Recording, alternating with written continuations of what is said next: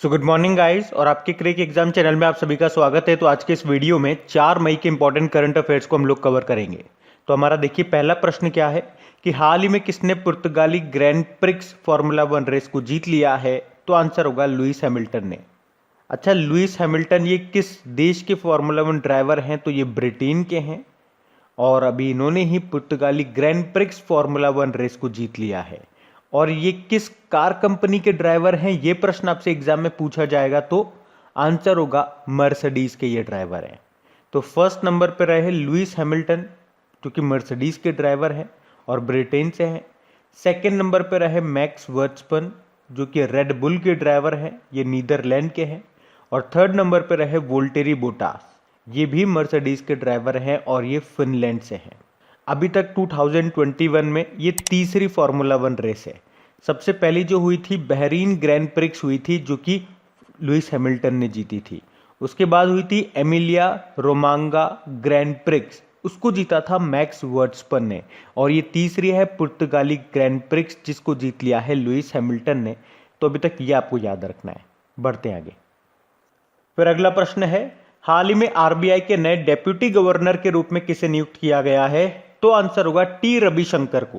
तो अभी हाल ही में आरबीआई के कार्यकारी निदेशक टी रविशंकर को आरबीआई के चौथे डेप्यूटी गवर्नर के रूप में नियुक्त किया गया है। आपको याद होगा अभी आरबीआई के एक डेप्यूटी गवर्नर थे, कौन? बीपी कानूनगो, ये रिटायर्ड हो गए। तो अब ये जो टी रविशंकर हैं ये बीपी कानूनगो की जगह लेंगे। वैसे याद रखना आरबीआई में टोटल कितने डेप्यूटी गवर्नर होते हैं? 4 होते हैं। तो ये चारों के नाम आपको याद रखने हैं। एक तो ये हो गए टी रविशंकर, एम राजेश्वर राव, महेश कुमार जैन और माइकल देवव्रत पात्रा। और आरबीआई के गवर्नर का नाम है शक्तिकांत दास, वो 25वें नंबर के गवर्नर हैं। चलो आरबीआई की बात चल रही है तो आरबीआई के बारे में और जान लो। देखो आरबीआई की स्थापना कब होती है? 1 अप्रैल 1935 को। इसका हेडक्वार्टर मिलेगा आपको मुंबई में। और गवर्नर से कुछ और क्वेश्चन आपको बताता हूं। एक तो ये याद रखो कि पहले ब्रिटिश गवर्नर का नाम क्या है? Osborne Smith. कई बार एग्जाम में ये भी पूछा जाता है पहले इंडियन गवर्नर का नाम क्या है? सीडी देशमुख है। अभी यहाँ के पूर्व गवर्नर रहे कौन? उर्जित पटेल। उन्होंने एक बुक लिखी है जिसका नाम है overdraft saving the Indian saver. और यहाँ के पूर्व डेप्यूटी गवर्नर रहे विरल आचार्य ने भी एक बुक लिखी है जिसका नाम है quest for restoring financial stability in India. और अभी आरबीआई के पूर्व गवर्नर का निधन भी हो गया, उनका नाम क्या है? एम नरसिम्हन। और एक आरबीआई के पूर्व डेप्यूटी गवर्नर का भी निधन हो गया, उनका नाम है केसी चक्रवर्ती। और अभी आरबीआई ने कुछ बैंकों के लाइसेंस को रद्द कर दिया। एक तो लेटेस्ट रहा भी कौन सा? Bhagyoday friends urban cooperative bank limited, ये महाराष्ट्र का है। उसी तरह से महाराष्ट्र के शिवम सहकारी बैंक के लाइसेंस को भी रद्द कर दिया। एक महाराष्ट्र का ही है वसंत दादा नगरी सहकारी बैंक, वो लाइसेंस भी रद्द करा। कराड़ जनता सहकारी बैंक हो गया, सुभद्रा लोकल एरिया बैंक हो गया, सीकेपी कोऑपरेटिव बैंक हो गया, इन सभी के लाइसेंस को इसने रद्द कर दिया।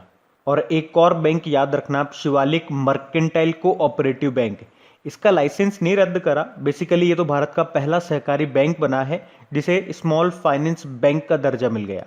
और अभी आरबीआई ने कहा है कि जो भी मतलब प्राइवेट बैंक हो गए, स्मॉल फाइनेंस बैंक हो गए, उनके जो एमडी सीईओ या वोल टाइम डायरेक्टर होंगे उनका जो टोटल कार्यकाल होगा वो होगा 15 साल का। और आरबीआई ने जो पेमेंट बैंक्स होते हैं उसमें जो डिपॉजिट अमाउंट होता है उसकी राशि को 1 लाख रुपए से बढ़ाकर कितना कर दिया? 2 लाख रुपए। और इसको अप्लाई करने वाला पहला पेमेंट बैंक बन गया कौन सा? एयरटेल पेमेंट बैंक, ये भी याद रखना। तो इतना आप आरबीआई से याद रखो। अभी हम बढ़ते हैं आगे। फिर अभी हाल ही में विश्व ट्यूना दिवस ये कब मनाया गया? तो आंसर होगा 2 मई को। हर साल पूरे विश्व में 2 मई को ये वर्ल्ड ट्यूना डे के रूप में मनाया जाता है।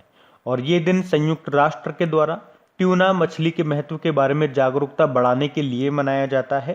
पहली बार इसे 2017 में मनाया गया था।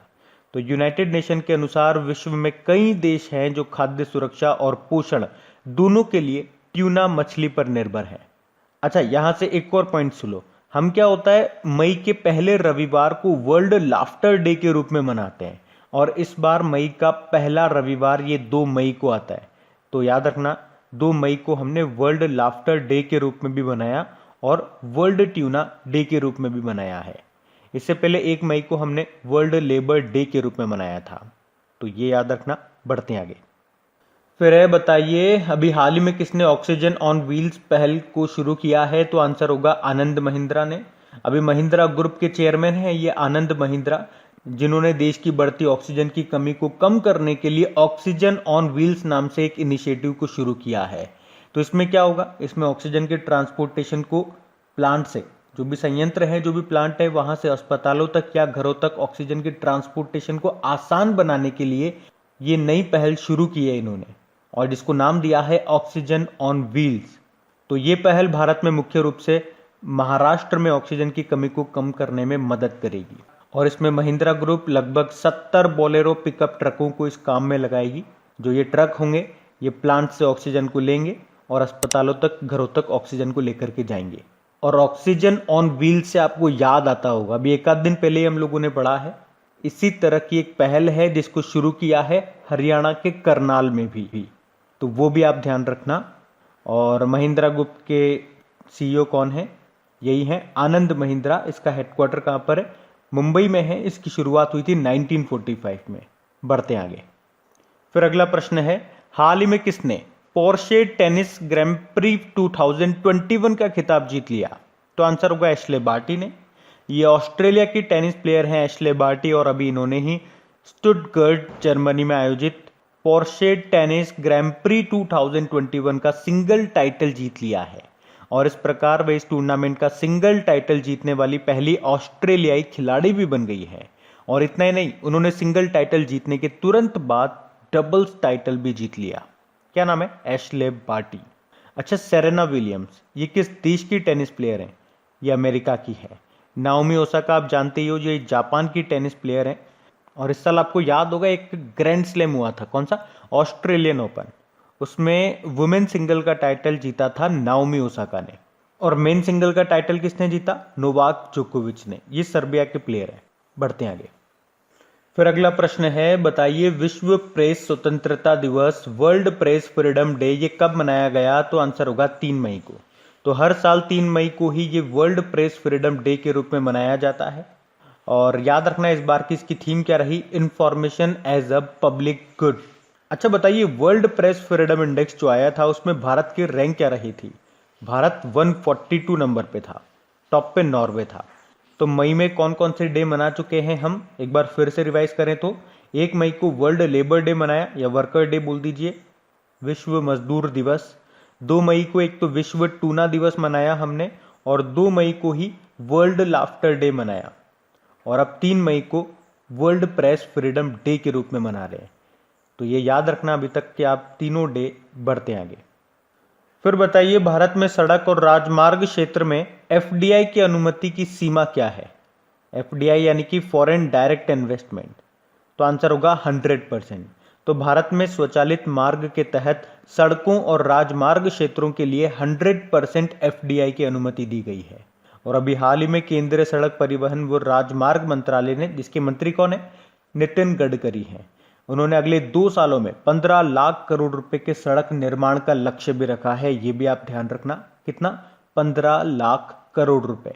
और मंत्रालय का लक्ष्य क्या है? मौजूदा वर्ष में राजमार्ग निर्माण के 40 किलोमीटर प्रतिदिन के लक्ष्य को प्राप्त करना। आपको याद होगा फाइनेंशियल ईयर 2021 में भारत में हर दिन एवरेज 37 किलोमीटर सड़क का निर्माण हुआ था, जो कि एक रिकॉर्ड है अपने आप में। हमारे परिवहन व राजमार्ग मंत्री हैं नितिन गडकरी, और ये एमएसएमई मंत्री भी हैं, micro small medium enterprises minister, और इनका निर्वाचन क्षेत्र कॉन्स्टिट्यूएंसी है नागपुर। बढ़ते हैं आगे। फिर बताइए हाल ही में किस कंपनी ने दुनिया का सबसे बड़ा हवाई जहाज बनाया है जिसका नाम है रॉक? तो आंसर होगा स्ट्रेटो लॉन्च। स्ट्रेटो लॉन्च ये एक अमेरिकी एरोस्पेस कंपनी है जिसने अब तक का सबसे बड़ा हवाई जहाज बनाया है, जिसका नाम क्या रखा है? रॉक नाम रखा है। तो इस विमान का नाम अरब और फारसी पौराणिक कथाओं के विशाल पक्षी के नाम पर रखा गया है। और अभी इस विमान ने परीक्षण के दौरान, टेस्टिंग के दौरान 14,000 फीट की ऊंचाई पर उड़ान भरी है, और परीक्षण उड़ान के दौरान ही इसने 199 मील प्रति घंटे की गति से यात्रा की है। तो किसने बनाया? स्ट्रेटो लॉन्च ने बनाया इसे। इसका इंजन बोइंग ने तैयार किया है। बढ़ते आगे। फिर बताइए हाल ही में वारसा मम्मी प्रोजेक्ट में पहली बार किस प्रकार की मम्मी की खोज की गई? तो आंसर होगा प्रेग्नेंट मम्मी। तो शोधकर्ताओं के अनुसार यानी कि रिसर्चर्स के अनुसार वारसा मम्मी प्रोजेक्ट में दुनिया की पहली ज्ञात गर्भवती मम्मी की खोज की गई है। ये मम्मी मिस्र में पाई गई है, यानी कि मिस्र यानी कि इजिप्ट में पाई गई है, और ये पहली सदी की है। और इस मम्मी को एक्चुअली एक पुरुष पुजारी के ताबूत के अंदर रखा गया था। तो 1826 में पोलैंड में वॉर्सो विश्वविद्यालय को ये मम्मी को दान में दिया गया था। अच्छा, पोलैंड से अभी हम लोगों ने पढ़ा थे 2 प्रश्न कि पोलैंड कब तक कोयला उत्पादन को बंद करने की घोषणा कर रहा है, तो 2049 तक। और अभी पोलैंड के कीलस में विश्व युवा चैंपियनशिप जो हुई थी, जहां पे भारतीय महिलाओं ने 7 गोल्ड मेडल जीते थे।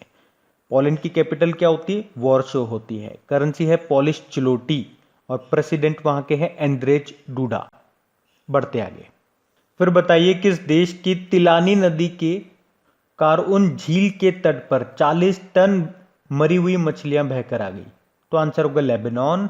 तो ये देश है लेबनान, जिसकी कैपिटल बैरूत होती है। और वहाँ के जो लोग हैं उन्होंने मतलब इतना कूड़ा कचरा और सीवर का पानी इस लेक में डाल दिया, इस झील में डाल दिया, तो वो लेक इतनी पॉल्यूटेड हो गई, वहाँ का पानी इतना जहरीला हो गया कि लगभग वहाँ की सारी मछलियाँ मारी गई। तो किस देश की है ये? तिलानी नदी की कारउन झील, लेबनान की। अब बात लेबनान की है तो ये रहा मैप में लेबनान। इसकी कैपिटल बैरूत है, करेंसी है लेबनीज पाउंड, और प्रधानमंत्री हैं साद हरीरी। बढ़ते हैं आगे। फिर बताइए हाल ही में सेवानिवृत्त सेना अधिकारी रहे विक्रमजीत कंवरपाल, इनका निधन हो गया। आपको बताना है ये प्रसिद्ध क्या थे? तो आंसर होगा अभिनेता थे। तो वैसे तो ये एक आर्मी ऑफिसर भी थे, फिर रिटायरमेंट के बाद क्या हो गया, ये फिल्मों में आने लगे। कई सारी फिल्मों में इन्होंने अच्छा रोल प्ले किया, जैसे कि मर्डर 2 वगैरह, गाजी अटैक वगैरह। और अभी कोविड-19 के कारण इनका निधन हो गया है। क्या नाम था? विक्रमजीत कंवरपाल। अच्छा, एक और नाम मैं आपको बताऊंगा। अभी पंडित देबू चौधरी का भी निधन हो गया। और ये कौन सा वाद्य यंत्र बजाते थे? तो ये सितार वादक थे, और इनका भी अभी कोविड-19 के कारण निधन हो गया। तो अब हम बात करेंगे कल के वीडियो में पूछे गए प्रश्न के उत्तर की। तो कल के वीडियो में आपसे पूछा गया था कि किस भारतीय को Order of Rising Sun Gold and Silver Star से सम्मानित किया गया? तो आंसर होगा नृपेंद्र मिश्रा को। और इसी तरह का एक और प्रश्न हम लोगों ने पढ़ा था कि किस भारतीय को जापान का Order of Rising Sun Gold and Silver Rays सम्मान से सम्मानित किया गया?